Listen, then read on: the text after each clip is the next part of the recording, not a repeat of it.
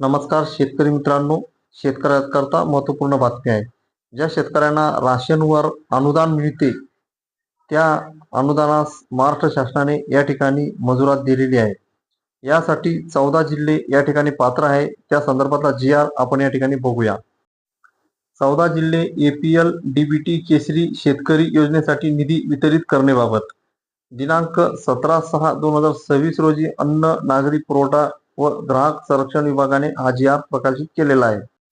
शेतकरी आत्महत्याग्रस्त 14 जिल्ह्यातील राष्ट्रीय अन्न सुरक्षा अधिनियम 2013 अंतर्गत समाविष्ट न झालेल्या एपीएल शिधापत्रिकाधारक शेतकरी लाभार्थ्यांना अन्नधान्याऐवजी थेट रोख रक्कम हस्तांतर योजना कार्यक्रम अर्थसहाय्य या लेखा शीर्षाखाली वित्त विभागाकडून उपलब्ध करून देण्यात आलेला निधी रुपये 66 कोटी अधिदान व लेखा कार्यालयातून वार्षिक वर्ष 2026-27 च्या सुधारित मंजूर अर्थसंकल्पीय तरतुदीमधून आधारित करून पीएफएमएस प्रणालीवर योजनेच्या बँक खाती लाभार्थ्यांना वितरित करण्याकरता सोबत जोडलेल्या परिशिष्ट अनुसार संबंधित जिल्हा पुरवठा कार्यालयांना उपलब्ध करून देण्यास मान्यता देण्यात आलेली आहे.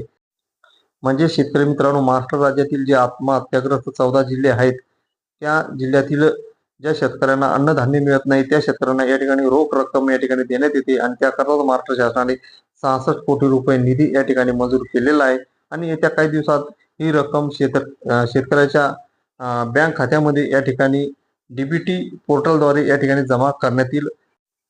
14 जिल्ह्याची नावे या ठिकाणी या परिशिष्ट अ मध्ये या ठिकाणी देण्यात आलेली आहे. याच्यामध्ये अकोला, अमरावती, बीड, बुलढाणा, छत्रपती संभाजीनगर, धाराशिव, हिंगोली, जालना, लातूर, नांदेड, परभणी, वर्धा, वाशिम, यवतमाळ अशी 14 जिल्हे या ठिकाणी आहे. कार्डाची संख्या या ठिकाणी दाखवण्यात आलेली आहे.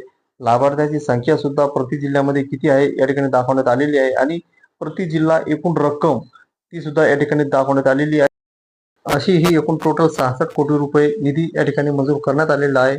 अशा प्रकारे शेतकरी मित्रांनो, ही होती आत्महत्याग्रस्त 14 जिल्ह्यातील पात्र शेतकऱ्यांना जे अनुदान या ठिकाणी मिळते त्या संदर्भातली महत्त्वपूर्ण अपडेट. असेच नवनवीन महत्त्वपूर्ण माहिती करता या व्हिडिओला लाईक आणि चॅनलला सबस्क्राईब करायला विसरू नका आणि आपल्या संबंधित शेतकरी मित्रमंडळींना हा व्हिडिओ जास्तीत जास्त शेअर करा. जय जवान, जय किसान.